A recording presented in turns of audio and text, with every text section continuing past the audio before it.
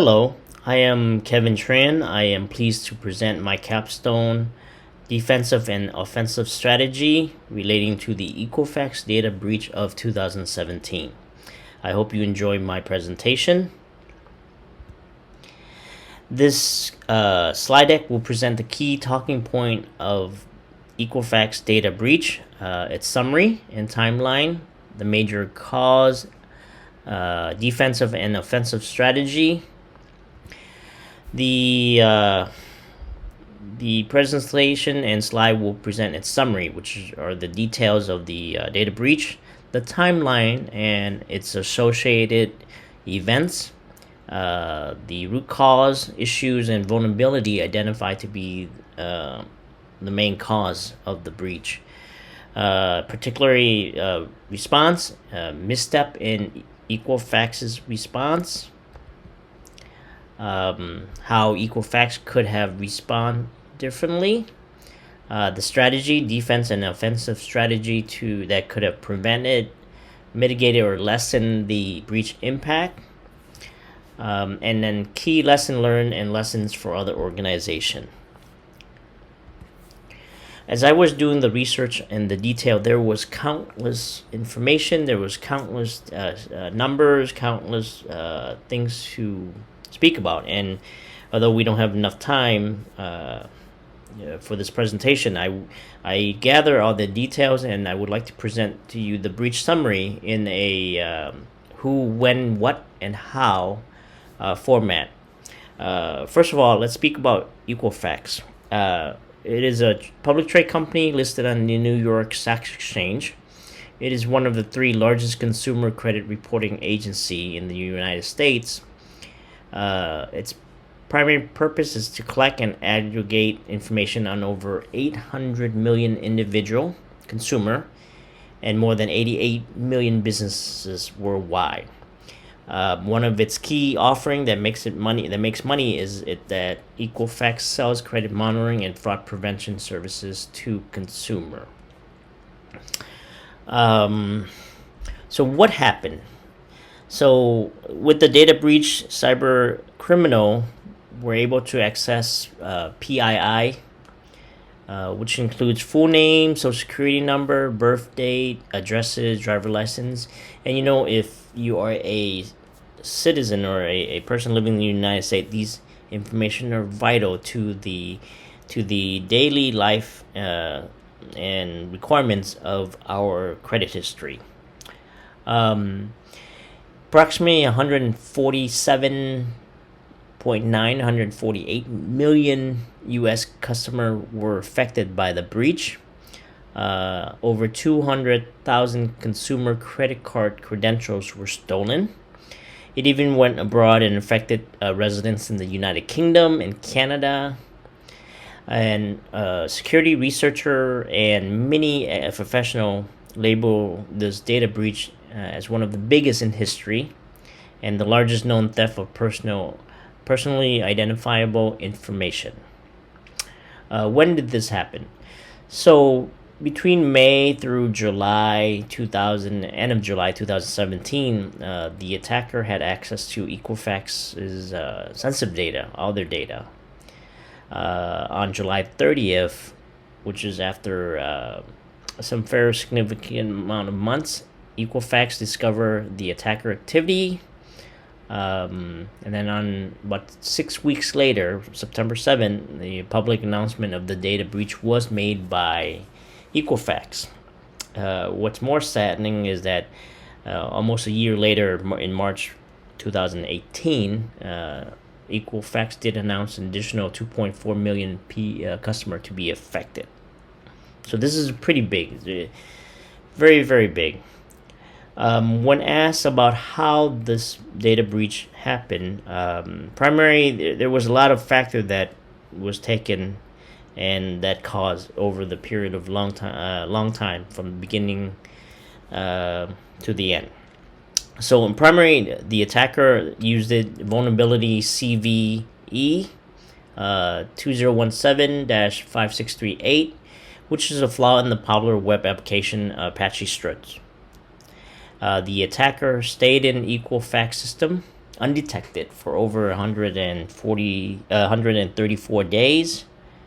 The attacker used multiple server in multiple country and over 40 different IP addresses to disguise the origin of the attack. And what's also was troubling or worrying is that the attacker found an unencrypted file containing the username and password of numerous privileged accounts, and they were able to roam freely throughout the network, being undetected. What you're seeing on the screen is a brief timeline of the data breach. Some of the major important dates can be seen through this 1 year from March 2017 to all the way to March 2018. The vulnerability started in early March 2017, on March 7th, where Apache Software Foundation released and notified this vulnerability and released a patch. The next day, the Department of Homeland Security notified Equifax of this vulnerability and required them to patch their system. The next day, which is all within a 3-day period, there was internal email sent to all the administrator directing them to patch. Unfortunately, as we will find out, that they didn't do this for another 4.5 months. A few days after the announcement, the Information Security Department ran the scan on Equifax's system, but they didn't find this particular vulnerability. From research, from all the investigation, the attacker began to access these PII on Equifax's network starting on May 13th, all the way up to end of July 29th. Why did they stay undetected? We'll speak more about this, but one primary reason was that Equinox had a lot of security certificate expired it, and the one that was monitoring the web application server had expired it over 19 months. So they weren't able to see this. And when they finally did renew the security certificate, they were able to find these suspicious network traffic. And then that's when they realized that the attacker, they were being attacked. And then all the way for about 6 more weeks, the Equifax then announced to the public that they had a security breach. A week later, the United States government, Senate committee, as well as a lot of different government agency announced an investigation into this breach, and they wanted records as well as information. What surprisingly is that right after that, 1 day after this announcement by the United States government, that the 2 key technology executives resigned. Their chief information officer and their chief security officer retired. Strangely, about 11 days after that retirement, their CEO resigned. So it causes a lot of distrust within the public, even after the breach. Furthermore, all the way up to September 27th, that's when the interim CEO published Equifax's apology. And we'll speak more about this on how they fail on their response, how they respond and what they respond. And then all the way down to March 1st, 2018, which is a clear, almost a year after the announcements of the vulnerability, that Equifax announced an additional 2.4 million. So we don't know. It could be more and more after that. So when asked about what are the root cause, what are the major cause of the breach, the primary one was that Equifax failed to patch the vulnerability. of their web application server. They didn't patch their application server, leaving it exposed for over 4.5 months until they finally patched it. The attacker utilized this vulnerability to access and steal critical PII data. The attacker then used a web shell to obtain remote control over Equifax's network. The second cause of this data breach is that at Equifax there was an absence of a patching management. Equifax didn't stick to a schedule for addressing critical vulnerability. It had a 48-hour critical patch policy, but didn't abide to it. Equifax had a reactive approach to installing patches, and then they use a what's so-called honor system for patching. So there wasn't any way to confirm, to monitor that this vulnerability was patched. And then vulnerability were not tracked, were not prioritized, were not properly monitored to ensure that there's patching and there's a remediation. The third major root cause is that there was a failure to prioritize cybersecurity. Equifax didn't have written corporate policy governing patching of its known vulnerability until 2015. That's when they first created. But even after that, even after creating this policy, they didn't even follow it. Even after having a history of multiple cybersecurity incidents, they still didn't prioritize cybersecurity and didn't take it seriously. And this could be from the attitude or the mentality of senior manager and executive. Many did not attend cybersecurity meetings frequently, and follow-ups were limited or were neglected. It's very important. The fourth reason why there was this breach was that Equifax had a failure to conduct and respond to technology audits. There's a culture there to fail to respond to what is broken. So before the data breach, Equifax's last audit was 2015, so full 2 years, and even from that audit they left multiple issues that were identified in the audit to be unaddressed or not resolved.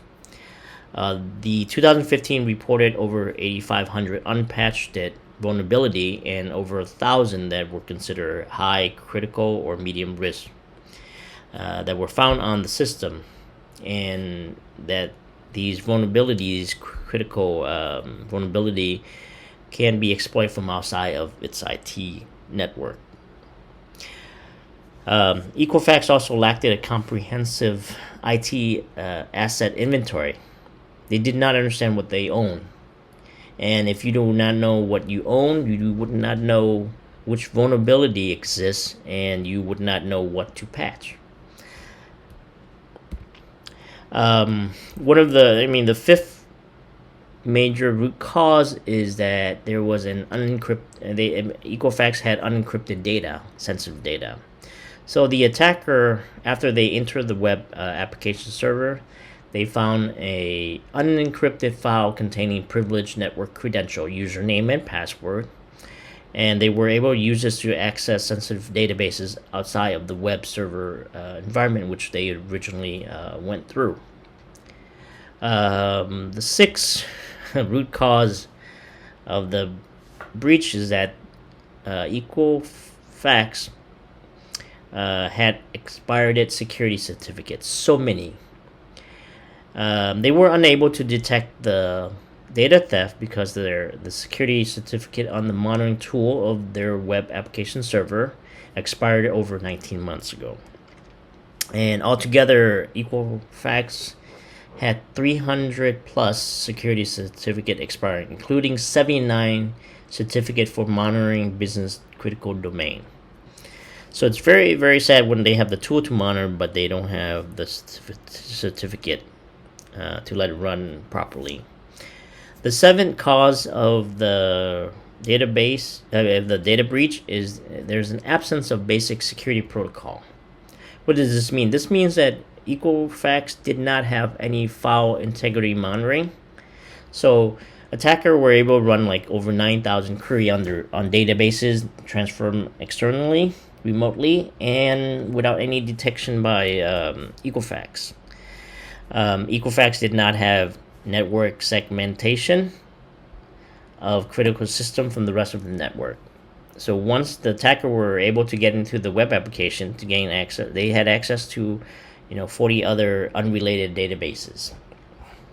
And then from this presentation, the eighth reason or root cause for the data breach was that Equifax had a very aggressive acquisition and data accumulation through merger to buying out businesses. And when you do that, you accumulate legacy technology, you accumulate unclean, unconfirmed data. And this caused a very complex IT environment with really a lot of custom-built legacy system. And with this, they didn't perform risk assessment. They didn't clean up any data, and that was one of the big cause. Now, after this data breach, what were some of the missteps on response, on how Equifax responds? And they didn't do very well in a lot of things. But the four things that they didn't do very well was are below. One is that their communication of the breach. It was slow. It lacked detail and strategy. It lacked many things, and a poor delayed response usually is a sign of chaos, really unclear role or responsibility, absence of urgency, very, very absence of urgency, and ownership for what needs to be done next. There is an absence of policy and procedure to response that they would use, so which resulted in a very poor response effort, and this made the situation even worse. Their communication, their response took over 6 weeks after the initial public announcement for follow-up action, meaning that it took them 6 weeks to create this breach response website for people to check to see if their data was compromised.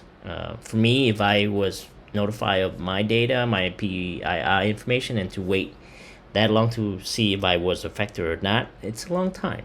6 weeks is a long time.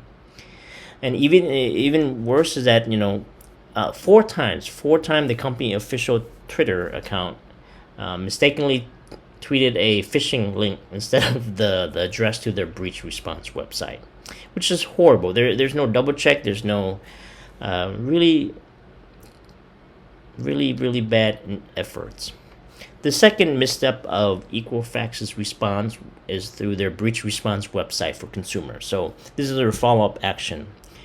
So Equifax created a breach response website for consumers to check if they were impacted by the breach, but it ran on a stock installation of WordPress without any enterprise-grade security.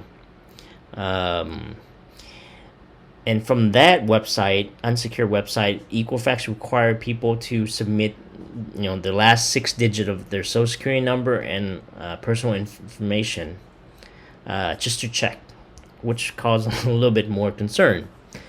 Equifax directed, potential victims to a separate domain instead of its main trusted Equifax.com domain. So anyone else can create something similar and would allow confused potential visitor to click on it, to go to these websites and download malware onto their system without knowing.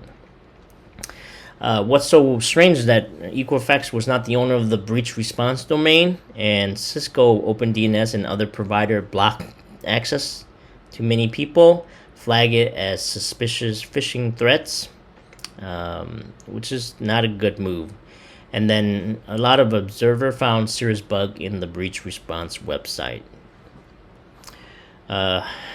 If your response is not well made and not firm and not secure, it only causes you to be more distrust by your consumer, your client, customer.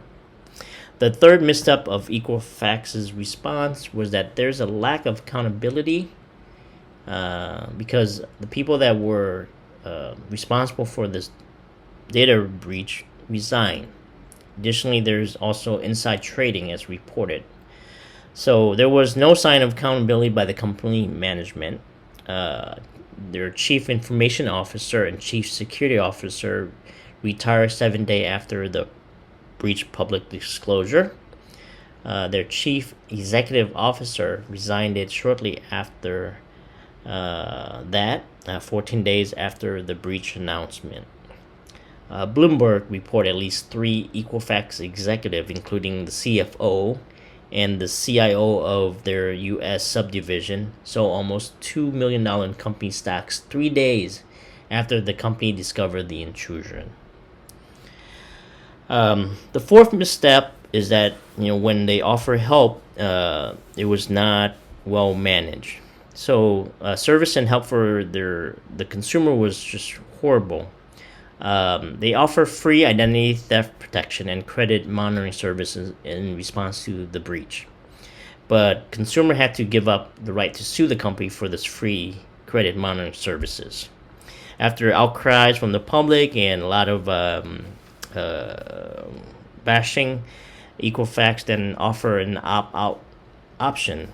But then the consumer must notify them in writing within 30 days of accepting the services of the credit monitoring services. The call center, which they set up, were overwhelmed, and consumer were not able to obtain timely information whether they were affected or not, and that they were not able to find out how they could obtain this free identity protection services that was offered by Equifax in response to their breach. Now, once we talk about how bad and poorly Equifax responded, we can ask ourselves how Equifax could have responded differently to improve and to at least lessen the damage and the impact. From reviewing from different perspectives, I have a few suggestions. I believe that a faster announcement and an orderly response to the breach would be great. It would be an indicator of strong culture of accountability and ownership existing in the company. I would present a stronger proactive response strategy and crisis response solution. I wouldn't respond like Equifax to every customer tweet and social media question with the same message, same generic message. I would use a stronger language to show breach was unacceptable, take responsibility, and recover customer trust by committing more to help the impacted customer.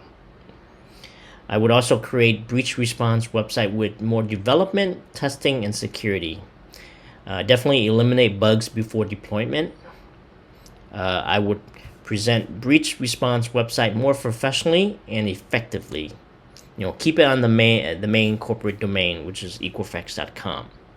And then also, I would build a breach response website with a enterprise grade security, especially when you're asking for more sensitive PII information, just to find out if a person is impacted or not. How can Equifax mitigate it, lessen the damage, or even prevent this data breach? And coming from a framework or using the NIST framework, we can identify about 7 for its defensive strategy. One is that NIST's control of protect maintenance, certificate management, and auto renew. So Equifax should have implement monitoring system for their security certificate management. Develop clear process to have the certificate auto renew with follow-up confirmation and expiration notification. The second one is for NIST protect and maintenance again, modernizing their legacy system, so that any system that store sensitive customer and corporate data needs to be modernized, and especially the ones that are legacy. And then if you are not able to do this, at least you should equip these legacy system with tools and solution that will allow you to upgrade, to automate, to provide security updates, and then monitor its usage. The third strategy is risk assessment and vulnerability management. That includes having system owner follow clearly defined processes relating to patches and to assess risk against each asset. And one of the big one that they lack was that asset management. So strategy for Equifax would be to establish asset discovery, maintain inventory with ongoing updates, then to map assets to owner, evaluate risks each asset has to the company, and make each system owner accountable and responsible for the security of the assets. Another defensive strategy is NIST Protect, which on the subcategory of network segmentation, and we talk about this as well. It's to split Equinox network into sub-network by creating a separate area to protect and to reject unnecessary traffic. So network segmentation would have minimized the harm of the attacker by isolating them to a limited part of the network and not having access to everything. Also, to configure system to only be able to communicate with other parts of the network that they need to communicate with, restricting access outside these requirements. The sixth NIST control that can serve as a defensive strategy for Equifax is identity and access management, including multi-factor and principle of least privilege. So we need to ensure Equifax employee to only have access to what is needed, configure data system to be restricted as default, by only allowing certain employer roles to gain access to business critical files, configuration, sensitive customer information, and etc. Would harden servers to not allow file sharing requests from any source port, only from specific privilege port. And then strengthen authentication with multi-factor authentication, especially for privileged accounts. So this is in regards to how the attacker were able to find a unencrypted file with password and username for privileged accounts. The last, and not definitely doesn't mean the only, but NIST control for defensive strategy is detect secure monitoring. Equifax should build file integrity monitoring system into their system, especially the legacy ones, which will notify when an attacker modify, creates, or copy these personal information data, and also implement endpoint monitoring so that Equifax could detect malicious activity taking place inside the network, on computers, and or physical environment. Now, on the other side of defensive strategy is offensive strategy, and I have 4 that I would like to recommend as offensive strategy for Equifax. One is that web application development and testing, that it is thoroughly tested before deployment, ensure that this is taking place, and would establish a bug bounty programs to pay outsider to find and report bugs in Equifax public web application systems. The second offensive strategy includes red team, to conduct routine penetration testing of web applications and server.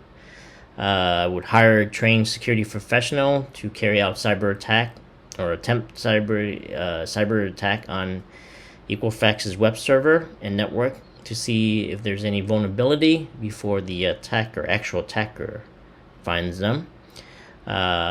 Continue challenging Equifax employee to attempt to hack into the system, and then to confirm standards, processes, and organizational control as intended. The third offensive strategy includes security strategy with a strategic goal, meaning to develop security strategy for the Equifax's vision, goal, high-level plan, and objectives to stay secure. They didn't have any of this. They did not have any of this. To have clear processes in place for vulnerability, patch, and assessment and asset management, and the security of their network. To store data in designated encrypted format, and then to perform security audits and complete follow-up issues to close vulnerability. The last offensive strategy that I would like to recommend is to validate security control and incident response plan, meaning that to require all Equifax employee involved to follow the incident response plan accordingly, to identify clear communication channel to all security team so decision can be made effectively and rapidly, especially in how slow Equifax's response was and how chaotic it was. Another step is to conduct and go through practice incident response and highlight issue with current response plan. Test it out. Have a test response incident. Lastly, to ensure employee involved realize the role they play and what they're responsible for. It's very important that everyone knows what they need to do and how they should do it. And then the last question that on my capstone was that what are the key lessons learned for myself and other organization from the data breach? So I found 4 that I think that some of these are just repeat, but I found 4. I thought about 4 that I think are very critical lessons. One is that critical patch handling. So critical security patches need to be applied immediately, and at least to have some insight into the patching level across all the systems. So you have to have that and have some kind of confirmation that it has been applied to all the system. Equifax data breach demonstrate how critical it is to have a good patch or have a good patching process in place. They did not, and that's what caused the breach. Another key lesson to learn for me and other companies is the testing of incident response plan. From how and what Equifax responds to the data breach, it shows a lack and absence of properly executing their incident response plan. It's very, very vital that we learn from this, and then we stress the importance of running through the company's incident response plan before any crisis or incident. Continuously execute through example scenario so that you can uncover major obstacle in your company or in any company. Then from there we can develop solution that can help in time of incident. Because at that time, when incident happened, you don't want to be worried about how to solve this problem. You have the solution already. And then develop formal risk assessment for these walkthrough. What are the threats that will cause a lot of damage to the company? Get everyone involved to test the incident plan. And then gather lessons from these exercises and these sample scenario, and to incorporate them to update them into a ever changing, ever updating, ever continuing incident response plan. The third key lesson is from this data breach is data governance practices. It just shows you that how Equifax data breach shows how poorly they handle and they manage their data protection, especially when we give. Well, I don't believe we gave Equifax our sensitive information, but they got these information and they have a responsibility to store them safely. So, from learning from that, these are the lessons that we can learn. These are the lessons we can learn when dealing with sensitive data. Is that we need to know how and who is saving and modifying these personal information files and data. We need to securely store staff and customers' username and password, especially for website or for businesses that makes customer create accounts and provide important information. It's just encrypt some more, and encrypt as much and as often as possible. We also need to learn to keep production data separate from test data. Train staff on appropriate handling of personally identifiable information. Keep security certificate updated, very important. Have required certificate standard fulfilled and updated.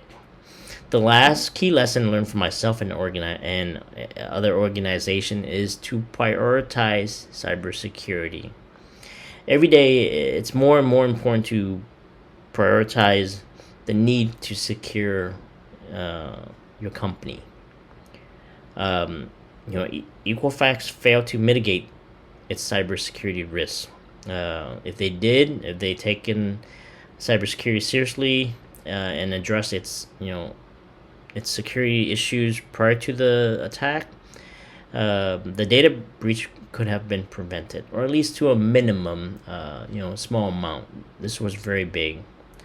Therefore, cybersecurity must be a priority for our organization, especially for those that handle sensitive data.